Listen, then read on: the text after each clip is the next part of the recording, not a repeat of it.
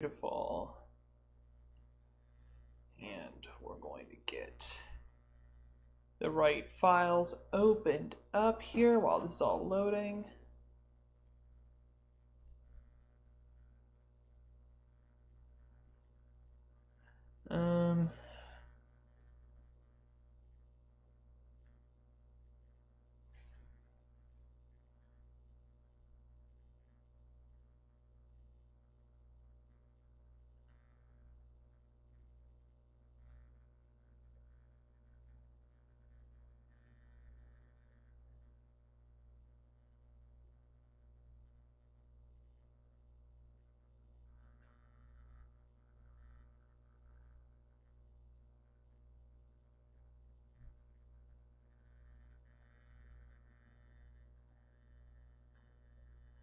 Nope.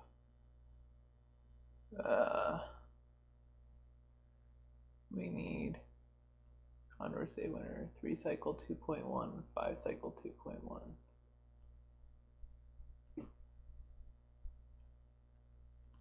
And we need the preference pyramid.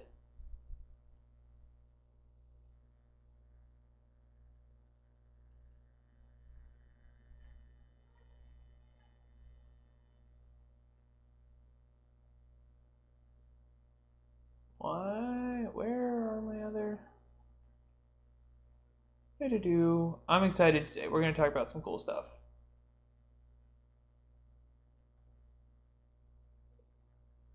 We need this. Oh. Okay, now that works. I see what's going on. Coolio. We need to. Whoop.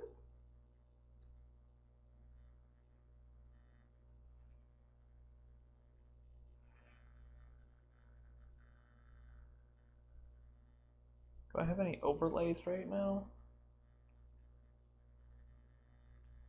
No, it's just me and the camera. That's totally fine. That's all I want. Yeah, I don't need the chat. I don't need to vote for Sass. Okay, cool.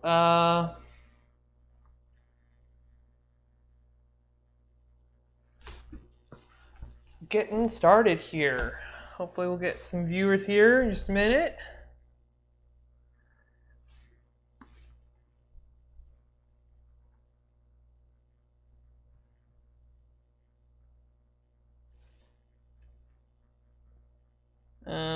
But I am excited to talk about my new voting method today. So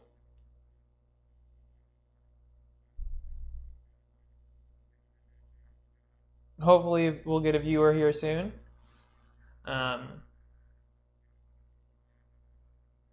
I make it like its own tab? I want to get this nice and big.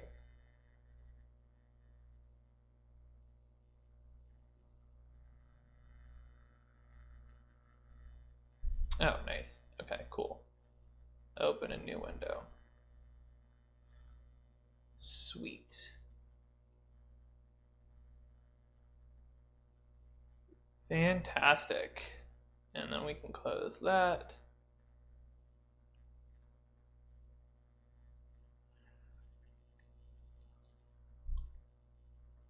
Great. All right. I'm excited. Yeah. We talk about this new voting method that I invented that the Equal Vote Coalition is considering endorsing nationally as its Condorcet method of choice. We are working on making the page for it for the Equal Vote Coalition. We have not decided on it. We need to go through more deliberation with the research committee and stuff. Like, there's more that needs to be done. But I want to just talk about it a little bit. Part of the reason is because I didn't figure out what else I want to talk about tonight. I've been kind of ignoring current news because I just think a lot of it's just drama, like Joe Rogan's Spotify thing, and I mean, Biden continuing to not cancel student debt or declare a health emergency or a climate emergency or anything. It feels like the same old at this point. There's no particular topic I wanted to get into. Maybe next week I'll talk about like deliberative democracy or something, because there's a cool project I'm working on with that, but I want to get a little more detailed before I get into that. But yeah, I've kind of held this one in my back pocket for a couple months now, just for a week when I just wasn't ready to stream. So that's what today is, and we're going to talk about ranked robin. So ranked robin, I like to call it the newest, oldest voting method. People invent new voting methods like almost every day, but this one's more serious because it was actually designed to be used in real-world elections. So ranked robin is the name of the method. It is what we call a Condorcet voting method, and we'll talk about what that means later, but it's not really that important right now. And I wrote the ElectoWiki page for this, and I'm probably just going to read a lot of the text from the page. So ranked robin is a voting method, a Condorcet voting method, focused on the presentation of the results such that everyday voters can understand them without extensive education. So this is one of the fundamental problems with this class of voting methods that we call Condorcet methods. Many of them are really, really great, but they seem very complicated, and looking through the results are really hard to get. And so my goal was to make one that was simple enough to understand without sacrificing a ton of accuracy, right? It's about being accurate enough, right, and getting that ratio of simplicity to accuracy nice and high, while having a while being simple enough and accurate enough.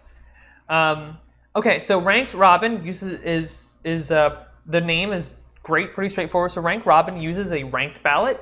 Voters are free to rank multiple candidates equally. You can skip ranks. You can rank all the candidates. You can rank only one or two candidates, or however many you like. So lots of freedom on your ballot. You don't have to follow all these strict rules or whatever. You basically just fill it out, and we will figure it out. We'll make it work. Even if you mark multiple ranks for the same candidate, we can develop a rule as to which one we take, probably the average and round down, or maybe the average and round up, whatever it may end up.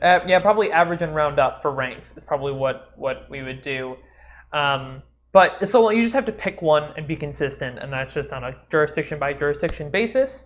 But we'll make sure your ballot counts. And the important part about a voting method is that we account all of the data, and that is what we are doing. We are using all of the data on all of the ballots for the tabulation. And there are a lot of other cool things that we get with this. So you rank candidates, and then the tally is elect the candidate who wins the most head-to-head matchups against other candidates. So we just go through every single head-to-head matchup, every pairing, and whichever candidate wins the most of those head-to-head matchups based on the way the people voted, they get elected. And it's that simple. That's it. It's the whole method. So it's similar to a round-robin tournament, but actually even simpler than a round-robin tournament. Round-robin tournaments usually do like this double round thing, and they get all crazy. Like, you don't need to get that crazy with this. And one of the things is, by ranking all of the candidates, we can, from that list of rankings from you as an individual voter, we can figure out how you feel about every single pairing, every single matchup of candidates. We can figure that out. It's not hard. Specifically because ranking for an individual, rankings are transitive. So what does that mean? It means that if you rank Ava first, if in the head-to-head matchup between Ava and Bianca, you prefer Ava, and then in the head-to-head matchup between Bianca and Cedric, you prefer Bianca, well, in the head-to-head matchup between Ava and Cedric, who are you going to prefer? You're going to prefer Ava, obviously. You wouldn't then prefer Cedric over Ava. That doesn't make any sense as an individual voter. In aggregate, it is possible for that to happen. Super rare, and we'll get into it. But for an individual voter, it's not a problem. And so we can condense that down into just a ranked list, and then we can extract all of those pairings from it, right? So we know if you rank Ava first, that you, in all of her matchups, you prefer her over every other candidate. And we just mark 1 for Ava in every single one of those matchups. And so the thing is, so in most elections, you will end up with a single candidate who it beats every single other candidate in a head-to-head matchup. That will be the vast majority of elections. And so that's what you're seeing on screen here right now. So in the case that one candidate is preferred over all other candidates, this is how we would display those results. And probably we just go to the right. So you could show, so for example here, so Dre versus Edith, 11.6% points more. I'm basically showing the bold is the winner and the italics is the loser. But so that way you actually have results to show on election night. We used to think we needed something like this up here, up top. Here, do I need to zoom in? I'll just leave it like that. This bit up here is like what we used to think that we needed. We thought we needed all of this, but I realized that actually, no, we don't. We can get away, you can get away with just this. This is enough. This is what people need to see. There is more information that is publicly available and publicly reported for people who want to take a deeper dive, but this is sufficient for the news to show that in every single matchup, just what the percentage points difference is, or you could actually show the actual percentage that each candidate got. So you use Dre versus Edith plus 11.6 points. So it's totally possible that maybe maybe 49% of voters preferred Dre over Edith, and then 37.4% of voters preferred Edith, and then the rest had no preference between the two, because maybe they ranked them equally on their ballots, or they left both of them unranked on their ballots. And so those are counted as a no preference vote. So there are 3 different numbers. And I'll show you, actually, let me give you an example. So are these all, so okay, so here we can look at this. So we can look at Ava versus Bianca here. This is 48% to 36%. What that means is that 16% of voters had no preference between these two. And I'll come back to this diagram later because I think it's kind of cool. Okay, I don't know why the sidebar doesn't want to get hidden.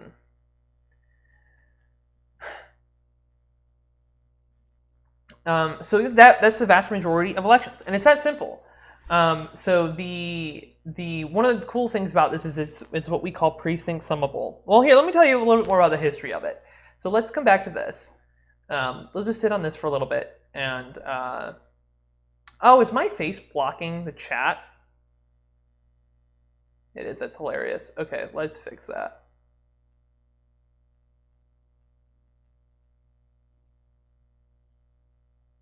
There are no messages yet, but we will make that adjustment. Yeah.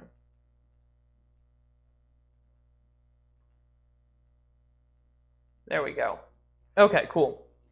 Yeah, no, so let me talk about the history of the method a little bit. I'm literally just reading from the ElectoWiki page that I wrote, so it's so great to have all my notes in front of me. But no, I invented this at the end of September. Sarah Wolk actually came up with the name Ranked Robin. We were just talking on the phone, just trying to come up with names. We went through a lot of names. She came up with Ranked Robin. That was in early November. And I, when Andrew Yang started spouting his stuff about ranked choice voting when his new book came out and he's going on tour and he couldn't even describe how it worked, it was just like, this is something I've been thinking about for a very long time, and I decided that it couldn't wait anymore and I just had to get it done.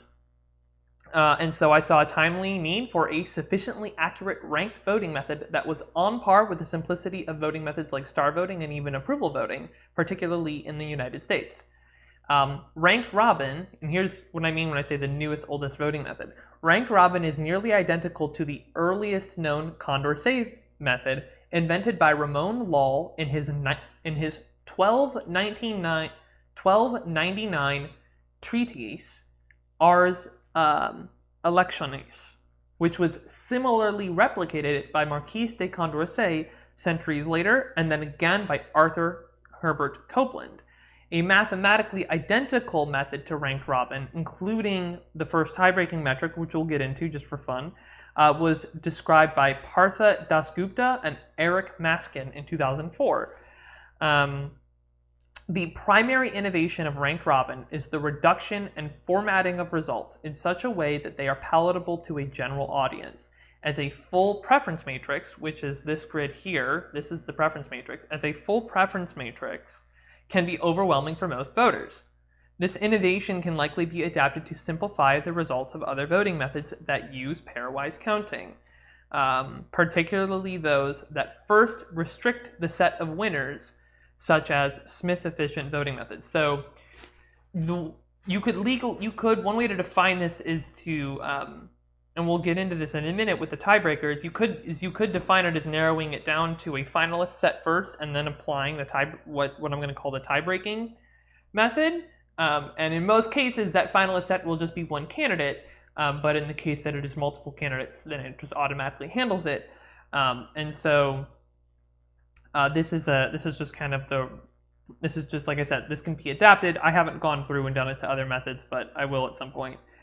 Let's see here. So I went, one of the other things I like is that this is precinct summable. So ranked choice instant runoff voting is not precinct summable. What that means is that the ballot data needs to be centralized to a single point of failure, which has major negative implications on election security. The decentralization of our elections is the most crucial component of what has allowed them to remain secure. Most single winner voting methods are precinct summable. Our current choose one only voting method is precinct summable. Star voting is precinct summable. Approval voting is precinct summable. And ranked robin is precinct summable. And so we still use this full preference matrix because it has all of the data that we need, plus the number of ballots. The one other point that you need is how many ballots do you have. And so this is just n squared. So it's the number of candidates you have times the number of candidates that you have. It's about that much data, minus a little bit. It's minus n, but yeah. So that's what is still reported publicly into the media and is available for anybody to look at and go over and go through. But again, like I said, it's a little bit overwhelming to the layperson. So we can simplify those results down to this. Let me think here. So I'm just going to read it. Ranked robin is precinct summable through the use of preference matrices. Full preference matrices can be created simply by hand if needed and then reported directly to the media and the public, allowing ballots and ballot data to remain local for recounts and risk-limiting audits without risking the threat of vote selling and voter coercion. The decentralization of tallying allows elections to remain robust against scaled election attacks, which is vital in jurisdictions that run geographically spread or high-profile elections, such as the United States, which is a military superpower. In contrast, voting methods that are not precinct summable, like ranked choice instant runoff voting and many expressive proportional voting methods, lose those benefits and can lead to distrust in election outcomes if fraud, attacks, or even simple mistakes happen under a centralized counting authority. So again, the tabulation is really simple. Elect the candidate who pairwise beats the greatest number of candidates. So that's a more technical explanation, but it's the same thing as elect the candidate who wins the most head-to-head matchups against other candidates. And so you could have a situation, potentially, where you have the candidate who wins the most head-to-head matchups is one single candidate, but they don't win all of the head-to-head matchups. And I don't have a graphic for that, kind of like ready to go, but it can happen.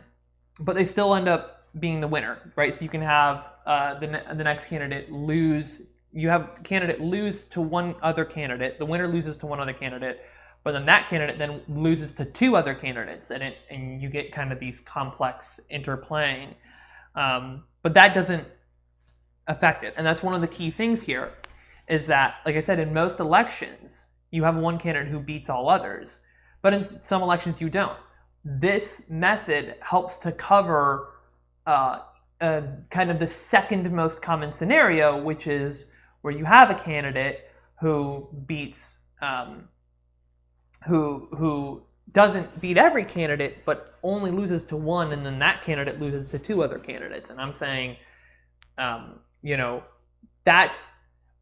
there are like very like esoteric theoretical reasons why that might not be supposed to be the person who wins, but it's like very rare that you would ever end up with that in real life. And again, it's about this trade-off of simplicity and accuracy. Is it worth the extra complexity?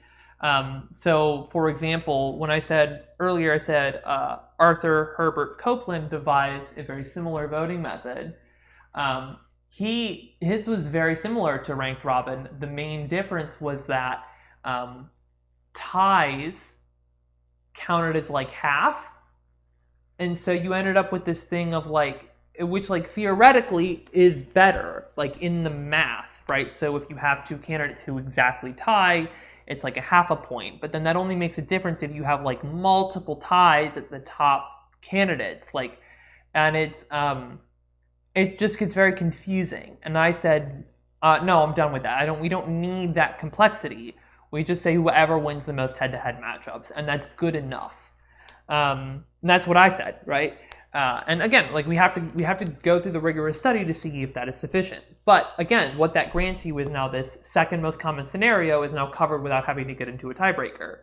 The third most common scenario is where you have two candidates who have each lost a head-to-head matchup as part of a rock, paper, scissors cycle with a third candidate. So that actually happens here. So Dre beats Edith, Edith beats Frank, Frank beats Dre. But more common than this is where you have, where one of these three also loses to another candidate who's below them. Or it's not. I wouldn't necessarily say it's more common, but it's about as common, to be totally honest. Yeah, it'd be roughly similar. And so in that case, you end up with two candidates who won the most number of head-to-head matchups, and then everybody else has one fewer. In that case, between those two candidates, you just elect the one who beats the other, which is really simple. And that's not the calculation that we do. There's a more robust calculation that we perform, but it's equivalent to that happening. So you would just elect the one who beats the other. Very simple. So far we've gone through three different scenarios that can happen. And it's been very simple so far, right? So you just elect the candidate who wins the most head-to-head matchups. In most cases, that will be one candidate who beats everybody. In some rare cases, that'll be one candidate who wins the most head-to-head matchups, but doesn't beat everybody, but still the same rule. And then the third case where you have two candidates who do, but one of them beats the other one. So you just elect the one who beats the other one. Very simple. And then here's the fun part, right? This is what Condorcet enthusiasts get into, is what we call the Condorcet cycle. It's this rock, paper, scissors cycle I just described. You see here where Dre is over Edith, over Frank, over Dre again. And that's when we get into tie-breaking mechanics. But again, I want to emphasize this. Almost all real-world elections using ranked robin will not have any ties for the winning candidate. However, ties under ranked robin may potentially be more common than ties under choose one voting. Potentially. While there are, I've defined 4 degrees of tie breaking. Ties after the first degree tiebreaker are about as rare as ties under our current choose one voting, and ties after the second degree are much rarer than that. So what you see on screen is one level of tiebreaker.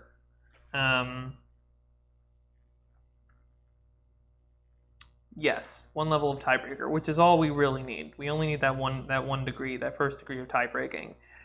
So let's go through it. Let's go over it, and then I'll talk a little bit more about maybe how I'll talk about how we present those results, or and maybe some viability. as well as how well it performed. So far, we've done a couple simulations and it has performed really well so far. It has scored similarly to star voting, or specifically ranked pairs and Shawls voting, which were kind of in a similar range as star voting. They're very strong honesty incentives. So when voters are honest, it is if you end up with very similar levels of accuracy. I don't know what happens when voters are strategic. I want more data. I want more people to run more simulations. I want to see, I want to test it more on clone proofness, which is like, a bunch of similar candidates running in the same race. So we're working on that. But so let's go through this. So let's say we have this crazy tie, this rock, paper, scissors thing going on in your election. So these are the candidates at the top. So what happens is we say no single candidate was preferred over all others, right? So we see that Dre wins 4 matchups, Edith wins 4 matchups, Frank wins 4 matchups. So Dre, Edith, and Frank become finalists. All other candidates are eliminated. So then what we do is we look at these matchups between each pair of finalists. So we're only looking at finalists now. So that's one of the core things, is we are reducing down to this finalist set first. So we're only looking among finalists. So we can see here, is this the correct math? Yes, it is. I had to fix it several times. So we can just go, what you do is you look at the matchups between each pair of finalists, or you can look at it across all the finalists. They're mathematically equivalent. There are like 3 mathematically equivalent ways to do this, which is really cool. Like the way that I'm describing it isn't even the only way to do it. I just think it's really good for showing results. I think it just is best to show the results.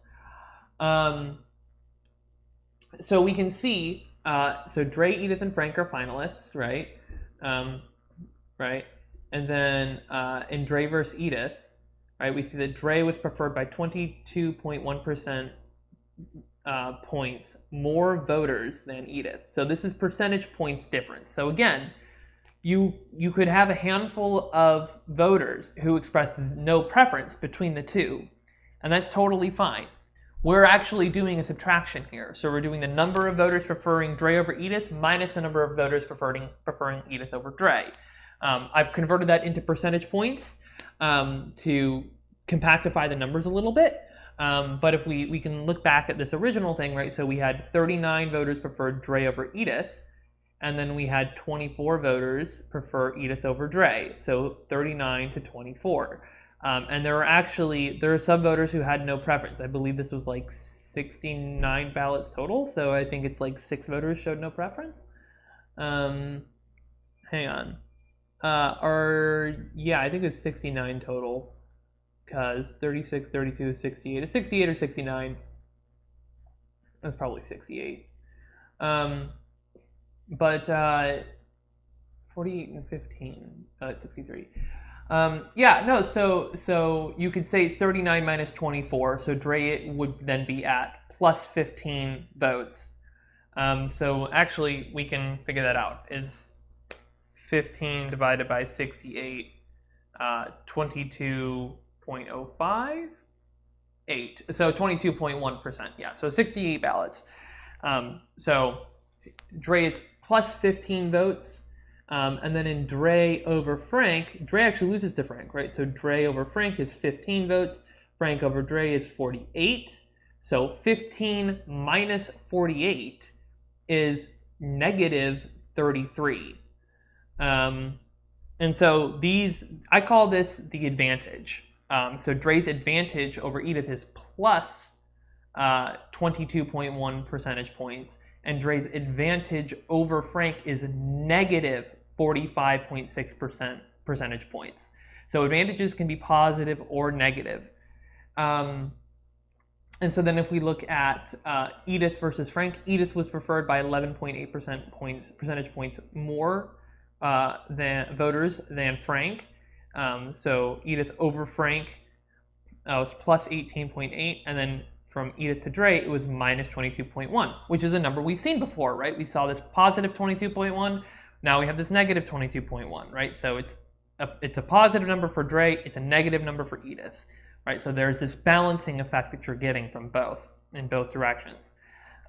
Frank, 45.6% percentage points over Dre. And we see we have the negative here, we have the positive here. But lost to Edith by lost to Edith by 18.8. This is supposed to say 18.8, not 11.8. Oh my gosh. I kept screwing that up. Wait, what was it actually? Yeah, it's supposed to, is it 11.8 or 18.8? I believe it's 11.8. I believe it's 18.8. Let me check it out. Edith over Frank is 32. Frank over Edith is 24. So the difference there is 8. So 8 divided by 68. Oh, it's 11.8. It is supposed to be 11.8. This needs to be 11.8. This needs to be 11.8. This needs to be 11.8. This needs to be 11.8. Which is going to affect all of these percentages. Oh, that's so frustrating. I thought I had this right. Wow, I'm so sorry. That's embarrassing. Man, this is the edited one. Okay, I have to fix that again. The winner would be the same, but so you have all these pluses, and so one of the cool things is you have a plus and minus for each number, and if you add them all up, you end up with 0. So that's a really good way to check it. You will always have at least one candidate who is negative. You will always have at least one candidate who is positive, and that is can actually be leveraged to argue that this satisfies the majority clause in a lot of in the election codes of a lot of states around the country, similar to the way we would with star voting.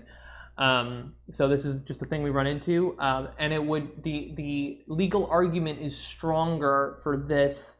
I wouldn't say it's as strong as star voting, but it's strong. But I would say that it's stronger than ranked choice instant runoff voting to get to those majority clauses. So you can eliminate an election.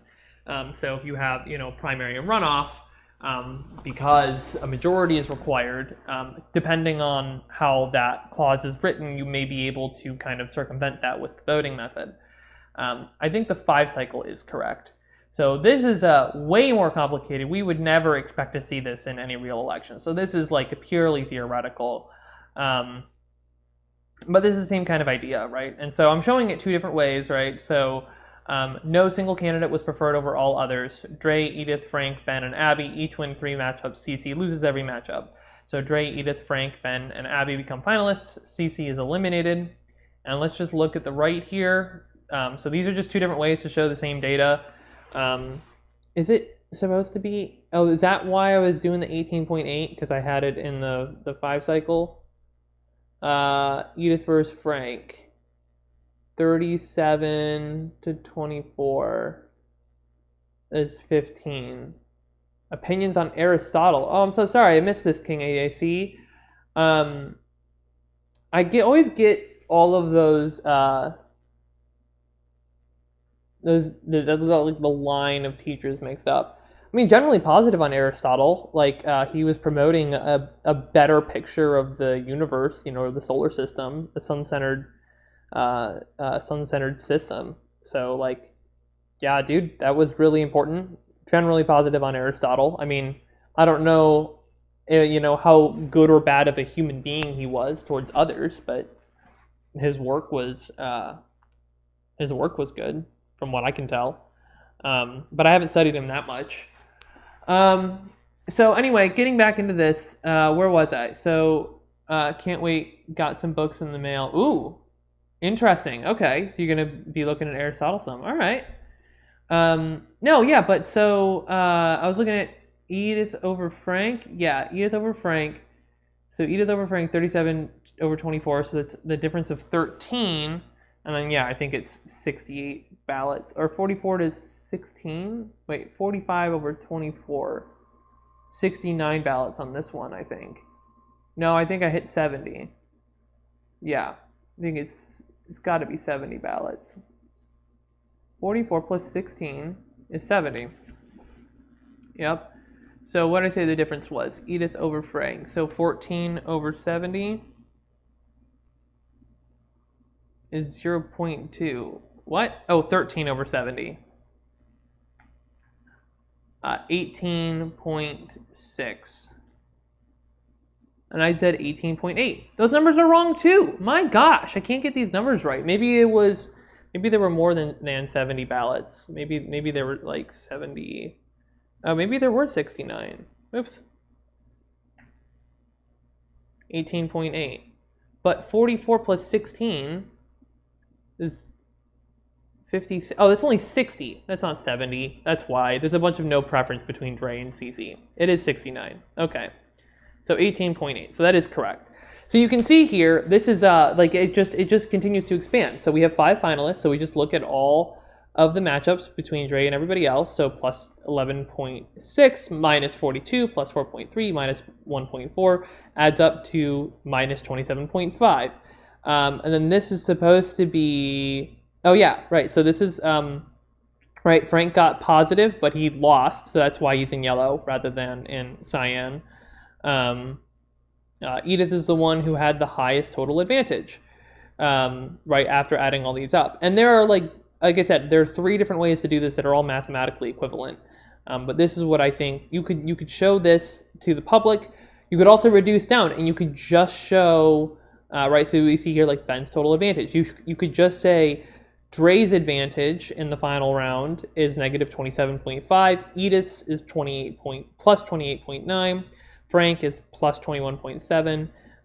Ben is minus 1.4. Abby is minus 21.7. So it's kind of funny that Frank and Abby ended up with just like opposites. That's just a coincidence. But so Edith was elected in this. So this is like pretty complicated. Like you would never expect to see this in a real election. But this method is robust enough to deal with these problems. And you can get ties that are even rarer and more extreme than this. And like I said, I have robustly defined. Of course, that's going to come down to what you can get written into law. Usually, there's a limit as to how much legislation you can write and have people be okay with it, despite how long our laws already are. But anyway, but this preference matrix, this is like the standard tool used. I also decided to work on maybe a simplified version of it. So there's less you can do with it. It is more for just like visual and like looking at it. I guess the window's almost big enough. So follow the names diagonally down to find a matchup. Values given are the percentage of voters who prefer the left candidate and the percentage of voters who prefer the right, separated by a comparison sign and colored according to the winner. The percentage of voters who expressed no preference between the 2 candidates can be calculated by simply subtracting both given percentages from 100%. So, I have 5 candidates here: Ava, Bianca, Cedric, Deacon, and Eli. And I actually use the same percentages from over here, but I just changed up the names. I just moved them around. So this is, I think, is a little bit easier to look at. And now, of course, we have this 5 cycle going on. Most of the time you'd see like Ava, this would all be green. Oops. Going down to this would be all green, this would be all blue, this would be all red, and then this would be purple. Do I have? I think my color might be off. Yeah, I don't know if that shows up to you guys, but it shows up to me. So Ava. But we I made it look more complex than it normally would be. But so you can see like Cedric's matchups go to the left and go to the right. But I think it's a little bit easier to follow these paths, and that way you don't have to bounce across the board, which is something you have to do over here. So like if I want to look at Dre versus CC, I have to look at Dre over CC way up in this upper right corner, and then CC over Dre in this bottom left, and I have to be, okay, 44 and 16, who was who, how did it go, in which direction? But this, I think, is a little bit simpler. Because you actually have the pairings together and you just put both numbers in the same box. I think aesthetically you could probably improve on this. Do better with contrast. I think I went overboard with the colors. I don't think the colors need to be this extreme. I think the concept is there. I call this the preference pyramid. So this is more just for like easier reading of like what the results are, there are some things that you lose, right? It is a simplification of the full preference matrix, and there are some things that there are some advantages to the full preference matrix for analysis, which is part of why analysis, as well as like compatibility, like you can put it in a spreadsheet, whereas this is just like, this doesn't fit into like a normal spreadsheet. But you can, there's like cool stuff you can do, or like I just think this is a little bit easier to grasp. It's still a lot, but I think that this is like, you can, I think it's reasonable. And again, you can also do this with just the finalist set. So you could also have just 3 candidates. So you could have just, imagine like Ava, Bianca, and Cedric. Here, let's just like zoom in a bunch. You could imagine just having like Ava, Bianca, and Cedric here, and just have these like 6. That doesn't help. Okay. Well, oh well. But yeah, you could just have these 3, and you could just say like, yeah, you're just looking for, what matches up or whatever. If you had 4 candidates, right? You could just have this. And like, it can get to be a lot if you have a lot of candidates. I made one for, based on the New York City mayoral race. It's a lot. Let's see if I can find it here. Triangle matrix.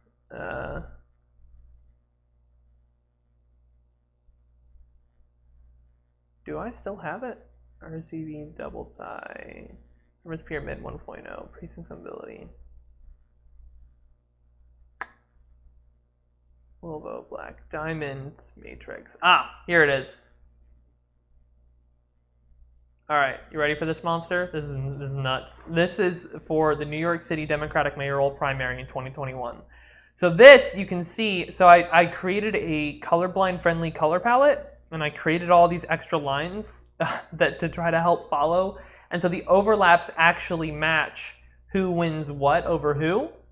So you can see Eric Adams in like this kind of yellowish, and his colored line goes over everybody else's because he wins in all of these races, right? So you can see, like, if I want to look at Adams versus Prince, I can just follow Prince down to where Adams is, and I can see 56% ranked Adams over Prince and 5% ranked Prince over Adams. You see these don't add up to 100%. That's because a lot of people left them both unranked, which is what happens when you have 13 candidates and only 5 ranks on your ballot, which would not happen with ranked robin. They do that with ranked choice instant runoff voting because, like I said earlier, you have to centralize tabulation to a single point of failure. It's a logistical thing. It's really hard to calculate, but not with ranked robin. So I could pick any 2. You think you would do a better job as a mayor? A lot of people would do a better job as a mayor than Eric Adams for sure. But yeah, no. So I could take Stringer and Wright. So I can follow Stringer and Wright down, and I can see 39% preferred Stringer, 3% preferred Wright. The rest showed no preference. Even if they did have a preference, they might not have been able to. They didn't have room on their ballot. But yeah, so this is another way of showing what happened. And we can see the write-ins lost to everybody in sum total. You add up all the write-ins, and they still lost to everybody. Only 1% of voters ranked a write-in at all. And so you can see this teal or cyan, this teal line is going under. So again, this is overboard with the colors. I was just kind of experimenting, but yeah, for sure you can mess with the aesthetics of this a lot. But yeah, so let me see if there's anything else that I missed. If you want to look up deeper levels of tiebreakers. Oh yeah. So yeah, one of the other things I wanted to go over was okay, if you did have this cycle, what else could you show? You could show this box right here, right? You could just show who becomes finalist. You could show a little bit more. You could show how many matchups everybody wins, right? You could show who they win against. You could show just the total advantage. You could show the individual things, and you can zoom in and out, and there's dynamics to this. And I've defined this actually with 8 different levels of how much information that you're showing. So to give media a guide, So level 1, simply state who the winner is. Level 2, show which candidates are finalists, and optionally which candidates were eliminated. Level 3, show how many matchups each candidate won, which would be like this, right? Level 4, show each finalist's total difference in votes for and against other finalists. These values can be given a name like total advantage. Right, so like this, and like I said, there's another option where you just show, more like this, where you show the percentage for one and the percentage for another, and there are a bunch of different ways you could do that visually. Level 5, show the breakdown of each finalist's total difference in votes for and against other finalists by showing the difference within each finalist matchup. These can be given these values can be given a name like matchup advantage. Okay, yeah, so this is like total advantage, right? This is negative 23.5. But then this is like a matchup advantage. Dre versus Edith specifically is plus 22.1, right? Level 6, show a preference matrix that's just wins and losses and ties. So that would be like this, and you wouldn't have any numbers in there. They'd just be colored, right? So like blue for win, yellow for losses. Or you could also take this preference pyramid and do something similar to that too. Or to just say who won. You just put the candidate's name of who won. You could show a preference matrix using percentages. So instead of using the absolute number of votes, you could just show the percentage of voters who voted that way. And the full preference matrix is this. This is the full preference matrix. And I add, some nice formatting. But yeah, so you can show like different combinations of that stuff. So like, so I put in here an example of showing level 4 with 3 finalists in a Condorcet cycle. So what the hell does that mean? So level 4 is show each finalist's total difference in votes for and against other finalists. These values can be given a name like total advantage. And so really what I'm showing here is I'm showing level 1, simply state who the winner is. I'm showing I'm skipping level 2, which is show which candidates are finalists. Or no, I do show level 2, show which candidates are finalists. And then show level 3, show how many matchups each candidate won. So that one I'm skipping. So in this example on here, and I'm going to highlight it on here, I'm doing levels 1, 2, and 4. That's what I'm actually showing to the public.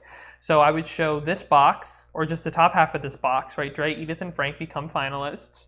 And then I would show their total advantages. So I would just show Dre's total advantage, minus 23, Edith's total advantage, minus 3.3, which again is not accurate, and Frank's total advantage, which is plus 26.8. Again, not that. And then I have this box at the bottom, Frank is elected. So it's 5 lines of information. Is that, what the hell? It's 5 lines of information. Another one that I did is if you want to show a little more, you want to get down to level 5 and you want to show each of these individual advantages. So again, I did the same thing. I skipped the level 3 showing how many matchups each candidate won, but I showed a bigger breakdown. So, Dre, Edith, and Frank become finalists, and then I show this full breakdown, and then I show, and then, who gets elected. Yeah, and I talk about like if there are deeper ties, how you could better show that. But yeah, but you can show different sets of this stuff. It's very like flexible. And so legal and economic viability, I'll go over that briefly. When legally defined as always reducing to a finalist set and then electing the finalist with the greatest total advantage among finalists, ranked robin always elects a majority preferred winner, arguably including in cases of second-degree ties. I won't get into that. This legal definition does not change the outcomes of ranked robin. Many municipalities in the U.S. are subject to a majority clause in their respective state's election code, often requiring those jurisdictions to run 2 or more elections for certain races. Ranked robin can satisfy many of these majority clauses in a single election, allowing municipalities to eliminate an election if so desired, helping to offset the cost of implementing ranked robin, typically entirely within one election cycle, which is true. It would not cost a lot to implement this. You could likely do this with most existing voting machines would likely be able to handle this, just existing Scantrons. And it can be tallied by hand. You don't need to centralize tabulation to a single point of failure. You can create these preference matrices with regular voters, and I've talked about that before. And not on stream, but in other spaces about, like, there are a bunch of different ways that you can create these, and you can actually do it really efficiently and with redundancy built in, in fairly straightforward ways.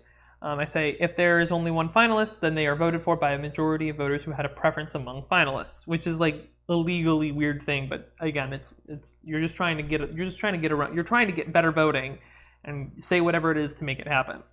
If there are multiple finalists, at least one finalist will have a positive total advantage, and at least one finalist will have a negative total advantage, because the sum of advantages will always equal zero. Because the finalist with the greatest total advantage is elected, that winner is guaranteed to have a positive total advantage, demonstrating that among finalists, they are a majority preferred winner. If there's a second degree tie, all the finalists could potentially but rarely have a negative total advantage. This is a super rare corner case. It could be argued, and I'm not going to get into that.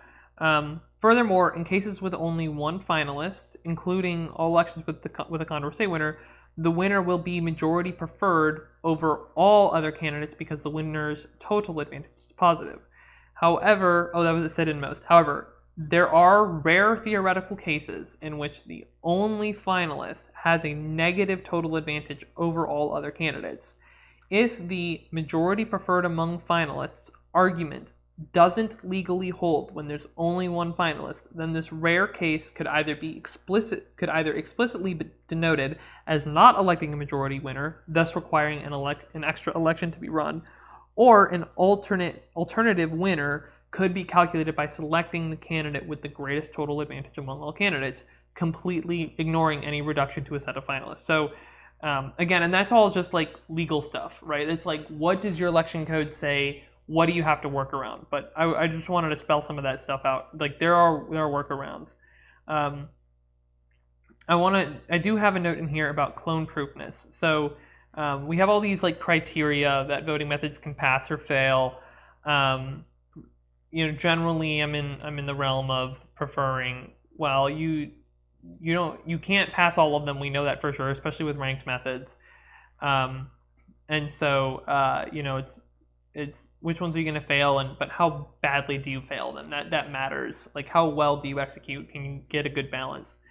And that's not. I prefer the equal votes way of measuring like honesty, expressiveness, simplicity, equality, and accuracy, right? Which are scales, right? They're not black and white. So there are five.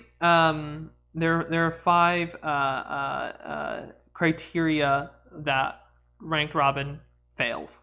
So it fails participation, which almost all Condorcet voting methods fail. So what that means is that, like, theoretically there are cases where certain voters just don't show up to vote. It could end up helping them out, and that's all Condorcet methods, which is a fundamental flaw of Condorcet methods.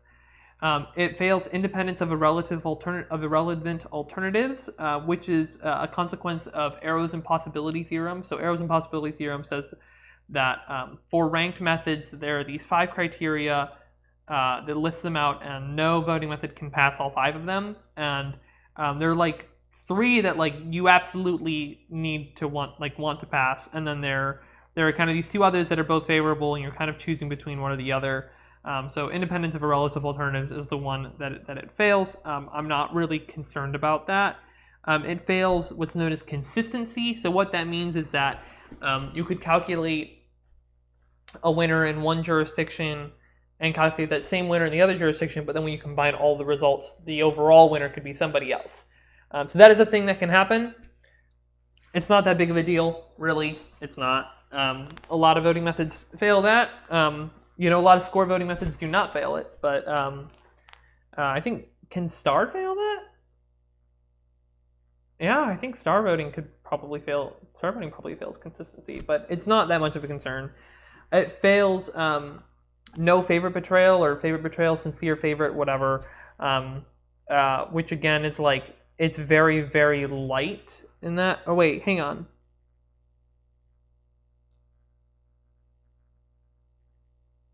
I think I link it to no favorite betrayal. Sincere favorite criterion.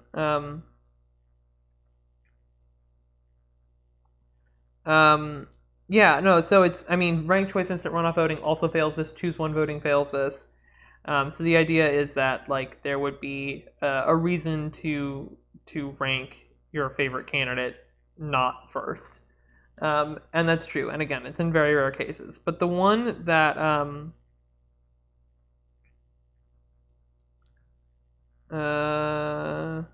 yeah, a lot of methods fail it, but ranked choice instant runoff voting also fails it, so that's fine. The one that it fails that I'm a little bit concerned about is independence of clones. But when you look through the definition of independence of clones, it's very, very restrictive, and it kind of feels a lot like later no harm, in that it's something that you don't want to pass, because in order to pass it, you have to give up all these other things that make the voting method really, really bad. But the thing is, both the regular formula as well as that first tiebreaker, they both fail the clone proofness in different and like opposite ways.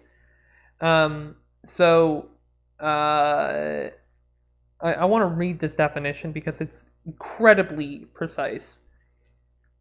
A subset of candidates called a set of clones exists if no voter ranks any candidates outside the set between or equal to any candidates that are in the set, which would never happen in real life. If a set of clones contains at least two candidates, the criterion requires that deleting one of the clones must not increase or decrease the winning chance of any candidate not in the set of clones. So ranked robin fails that. A lot of methods do. In some systems, such as choose one voting, the addition of similar candidates divides support between similar candidates, which can cause them both to lose. This is known as vote splitting. In other systems, such as the board account, the addition of similar alternative increases the apparent support for one of the similar candidates, which can cause it to win. And yet other systems, such as ranked pairs, the introduction, which is a pretty universally considered like super accurate voting method, Condorcet method, the introduction of similar alternatives does not affect the chances of the dissimilar candidates as required by the criterion. Oh yes, the ranked pairs passes it. There are further systems where the effect of additional similar alternatives depends on the distribution of other voters. So clone negative and clone positive. There's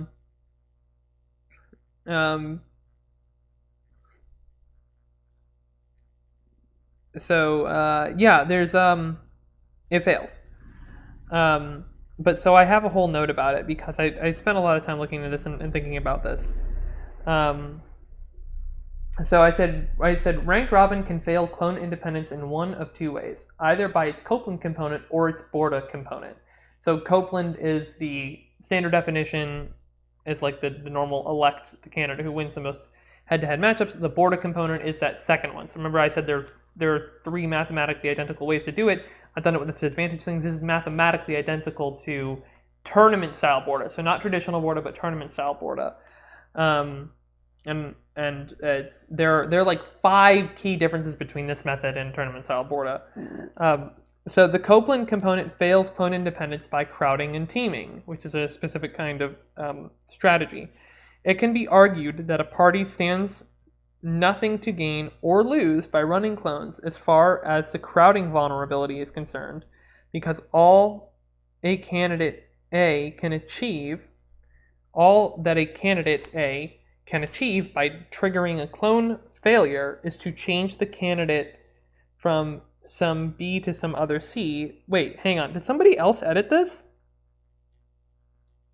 Somebody else added to this. I don't think I wrote this. Interesting. I want to read this now. From some B to some other C, which doesn't help A since A lost anyway, unless C just happens to be closer aligned with A's position than does B. However, the teaming incentive may be more conventionally exploitable since it directly benefits a candidate who runs clones. The Borda component fails clone independence by teaming. If the Copeland set consists of more than one candidate, as can happen with some Condorcet cycles, then this could expose the Borda component and allow teaming to succeed. For instance, consider the pre-cloning election. And they give a bunch of I don't think I made this. The Copeland set is ABC, A and B tie for Borda score, but this can be shifted in favor A by teaming. A wins. Ranked robin passes vote splitting clone. Ranked robin passes vote splitting clone independence. Cloning a candidate can't make that candidate lose. I want to see who edited this.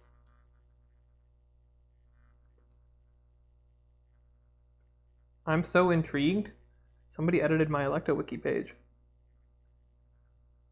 Now I have to log in.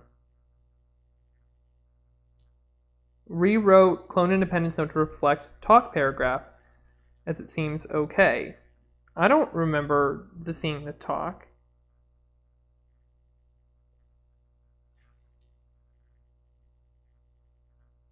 There's currently no text on this page. What?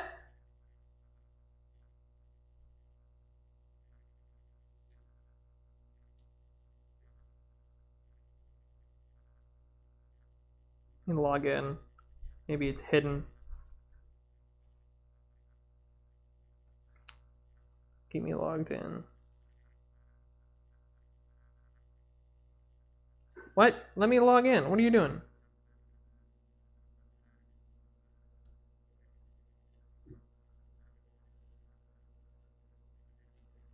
Request for comment on the rules regulating requests for comment. What?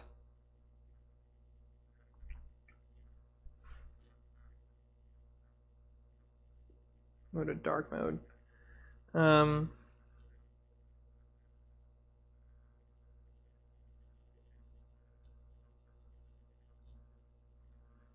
Okay, let me go back to ranked robin.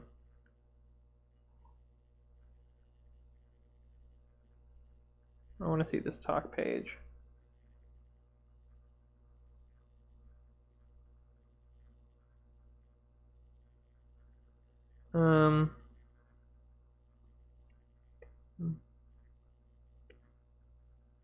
Wow, alright, you guys get to just watch me stare at my iPad screen. Why is this? Oh, discussion. Okay, misleading title. The term Robin voting has frequently been used for Condorcet methods in general. There's no reason why this term should refer to Copeland Borda exclusively. Oh, Shawls said this. Oh my god, I did not see that all this happened. I think is perhaps a bit misleading, but okay with a rebranding effort around Lowell Copeland Condorcet methods, along with a descriptive name that doesn't borrow from the last name of a white guy. I think we need to get out of the habit of naming alternative voting systems after the people that invented them, since we're all standing on the shoulders of giants anyway. I may just make some changes to the history section to make it more chronological, starting with Ramon Law's work rather than the most recent rebranding efforts of Condorcet winner compliant methods. I don't think the problem is not borrowing names from white guys, but rather that both ranked and robin are very general terms, so the name seems more like ranked choice voting than instant runoff voting. That is, Marcus argues that it describes something that could, if you look at it right, apply to every Condorcet method, and thus it shouldn't have the sole right to the term. Say that to ranked pairs, dude. Like, that's what ranked pairs is. I'm curious how this method compares to the method called Black's method. Man, I wish I knew this was going on. Why don't I get any notifications for this? I'm watching this page. No, yeah, I was it's on my watch list. Why didn't I get any notification for this? I seem to recall that this method is Copeland Borda, whereas Black is Condorcet Borda. Blah, blah, blah. Ordinal ballot, so it can't be scored. The first degree tiebreaker states declare the tie finalist, blah, blah, blah. Complete untruncated among the finalists, then it gets 1 point from the ballot for each other finalist. The candidate is ranked Kth. Point for each finalist when it showed score from ballot. Here describes, I think, the weighted positional system of Borda.